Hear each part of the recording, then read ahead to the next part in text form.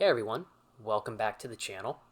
I wanted to talk about another cryptocurrency that I personally invest my money in and I believe has a long-term beneficial investment opportunity.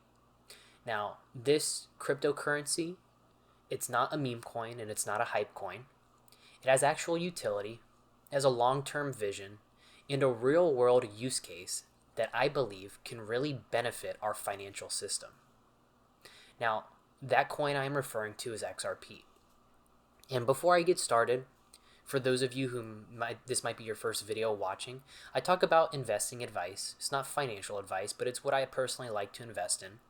And for those of you who don't know, I am a younger male in my 20s, so I accept some risk. I know a lot of people are still on the fence about cryptocurrencies, especially ones that aren't Bitcoin. And while I do own Bitcoin and I hold more Bitcoin than I do XRP, as a younger guy who can afford to take some risks, I like investing in XRP as well. So for those of you who are able to take some risks, maybe look into XRP. Now, if you don't know what XRP is, I'll explain it. XRP is a digital currency created by Ripple Labs.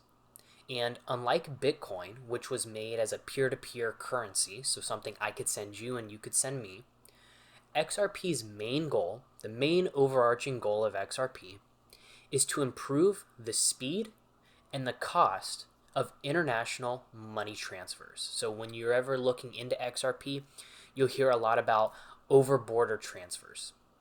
Now, over-border transfers, for those of you who don't know, is something that's super expensive to do, is extremely outdated, and is also just painfully slow in today's economy.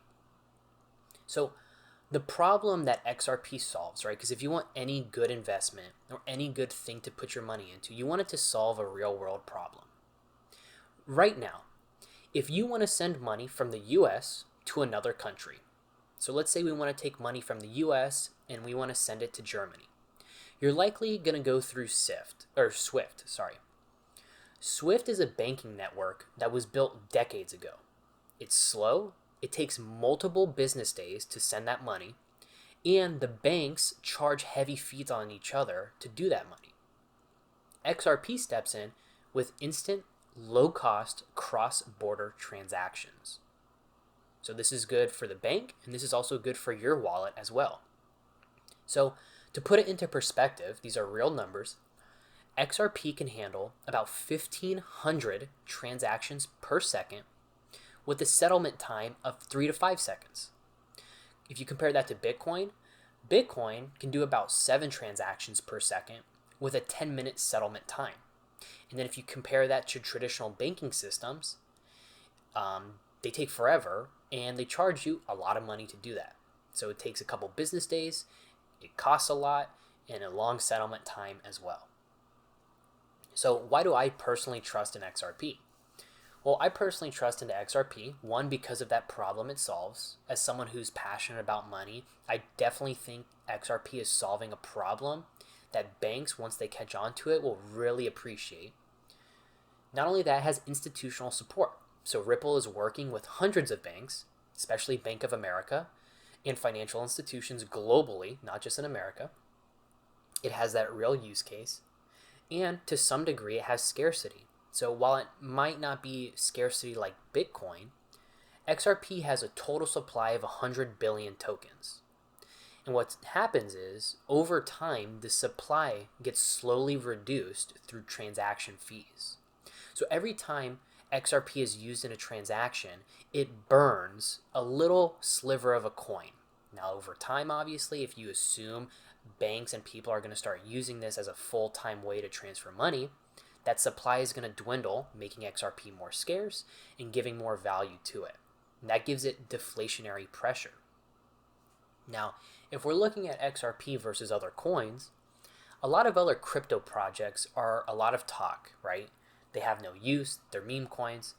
XRP has a clear utility, and it's not trying to replace the US dollar, or it's not trying to replace anything. All it's trying to do is upgrade the system that moves it. And that's much, much more of a practical goal, especially in a regulated environment.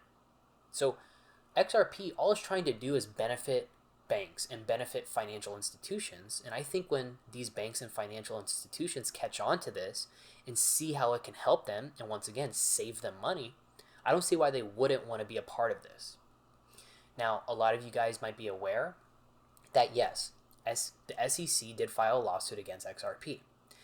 This was because there was a lot of uncertainty around the lawsuit, and with the new administration and how things are going, that seems to be clearing up. A lot of people say the lawsuit is already done for and we shouldn't have to worry about it. XRP was never declared a security outright, and despite the lawsuit, Ripple kept expanding globally. So that shows that the project has legs and it has a good team behind it. So with the real world use cases, right, let's break down some cases that have already happened. So MoneyGram has a partnership with Ripple to settle payments faster. RippleNet is already being used in Japan, UAE, and Mexico for faster remittances. And small businesses right now can use XRP to move money internationally without needing a middleman like a bank. So why do I personally invest in XRP? Well, I believe just how I believe in pretty much everything I invest into. You'll never see me investing in something that I don't believe in. I believe in XRP because of the long-term adoption and Ripple's vision for XRP. And if XRP becomes the default currency method for cross-border payments, we're talking about trillions of dollars in annual volume through the XRP ledger. And if you're holding XRP right now at, I think it's like $2.14 per coin, that can mean serious long-term gains. A lot of people predict that by the end of 2025, we could see a $100 to $1,000 XRP. Well, I think that's very far-fetched. I definitely think in the near future, probably mid-2026, we could see a $10 to $20 XRP, probably no issues. Now, just how I said for Bitcoin and other cryptocurrencies, I'm not saying to go all in. If you can't afford risk, I would not invest into XRP. I'm a younger guy. I invest a lot of my money. I can afford to have a small percentage of my portfolio in XRP because if it were to go to $0 tomorrow, I would not lose a lot of money. And if it were to go to $10,000 or $1,000 or $100, I would make a lot of money. So I'm not risking a lot of money. So when it comes to cryptocurrencies, just make sure you're playing the game smart and you're making sure your risk is kind of tolerated at where you're comfortable with it.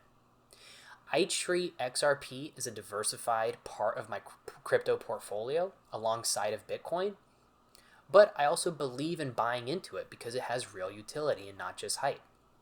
So with XRP, for me personally, I usually try to buy around $10 to $20 a week of XRP. So it's a form of dollar cost averaging into XRP slowly over time. And once again, if it were to go to $0 tomorrow, I have it percentaged correctly that it would not lose me a lot of money and I would be able to sleep well at night. And if it were to go to $100, I would make a lot of money off of it and I'd be super happy with that. So if you're interested in real world use, I would look into XRP as a project. It's something I invest into. It's a cryptocurrency I invest into.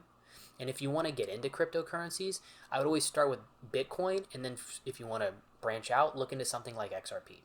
And I'm not a financial advisor. I'm just sharing what I do and why.